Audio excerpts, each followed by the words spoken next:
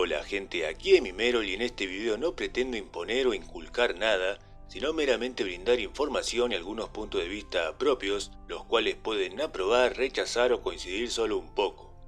Así que aclarado eso, la pregunta del video es si hubo algún reino o imperio admirable en la historia. Pensemos justamente en emperadores o emperatrices, príncipes, reyes de la historia admirables. Bueno, yo imagino que si hago esta pregunta en un evento alguien me respondería, pues el rey Leonidas de Esparta fue un gran rey. El tipo combatió al ejército persa con 300 espartanos y podés corroborarlo en la película del 2007.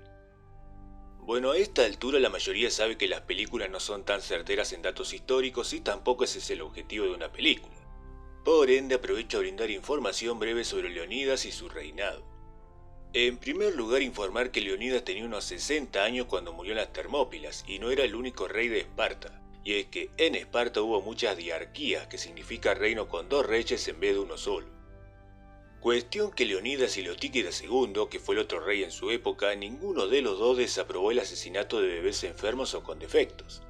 Esto sí lo muestran en la película en donde eliminaban a los recién nacidos que tengan alguna complicación. Y bueno, es obvio que tampoco es del todo correcto que se juzgue la moral de la edad antigua con la moral estándar actual. Hay un contexto enorme de por medio, pero así todo solo ese dato de matar bebés ya deja al rey Leonidas, al menos para mí, afuera de la categoría de rey admirable. Incluso ahondando un poco más, en Esparta tenían esclavos, los profesores eran legalmente pederastas, también robar era legal mientras no te descubran y otras cuestiones de esa índole. Cuestión que no me voy a extender con cada reino o imperio famoso de la historia porque si no esto ya sería un documental, así que resumiendo un poco, cada imperio de la historia fue creado ejecutando otras culturas, provocando hambrunas, quemando escritos intelectuales tal como hicieron principalmente imperios chinos y musulmanes, y el imperio de Genghis Khan, el imperio mongol, se lleva el récord de haber asesinado a más de 4 millones de personas. Sería el 11% de la humanidad en la época del imperio mongol. Por otro lado, cada reino de la historia fue creado casi siempre a la fuerza y bajo leyes a conveniencia. Y si hablamos de cualquier rey famoso y su familia, carecían de creatividad artística, pues por ejemplo en la Edad Moderna surgieron pintores, compositores musicales hoy muy famosos y ninguno de ellos pertenecía a la nobleza, ninguno era sobrino o primo lejano de algún monarca o emperador. La mayoría de ellos igual lograron presentar sus obras en las cortes para deleitar a la realeza, los cuales como informé recién carecían de talento artístico. En cuanto al continente americano antes que lleguen europeos, pues acá también hubo imperios como el maya, el inca, el azteca y todos ellos tenían también sus imperfecciones. Algunos consideran que el imperio inca fue justo y pacífico, pero supongo no tienen el dato que los incas tenían cantidad de esclavos a los que llamaban pinacunas. O sea, en América ya existía la esclavitud, los genocidios, los wari en Brasil eran caníbales, y los Korowai también lo fueron si hablamos de Australia, que fue un continente también muy de pueblos originarios durante milenios. Cuestión que prosigo a brindar un dato bastante peculiar. El siglo XXI comenzó habiendo en el mundo unos 190 países, y el siglo pasado, el 20, comenzó habiendo solo unos 60 países. Gran diferencia en 100 años. Esto se debe a que el siglo XX comenzó con muchos reinos e imperios, así que imagínense cómo comenzaron todos los siglos anteriores. Incluso si hablamos del siglo XIX, que no fue hace mucho, solo el 12% de la humanidad aproximadamente sabía leer y escribir. El 88% restante del mundo no sabían. En cambio, hoy en día, donde están en extinción los reinos e imperios, se llegó al dato que más del 81% de la humanidad sabe leer y escribir. Esto sin contar, por supuesto, a todos los menores de edad que aún no iniciaron sus estudios.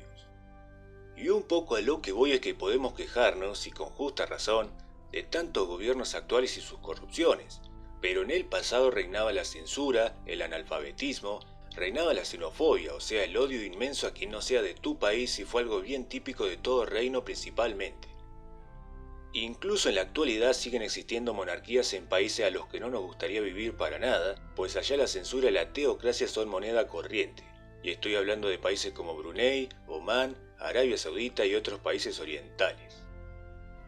Ahora, después de toda esta info que brindé y que pueden corroborar por su cuenta, como que me parece raro que algunos le llamen mi rey a un menor, o mi príncipe, o mi princesa si es una nena, siendo que toda persona monarca de la historia fue o tirana, o holgazán, o una persona caprichosa creando leyes para seguir en el gobierno.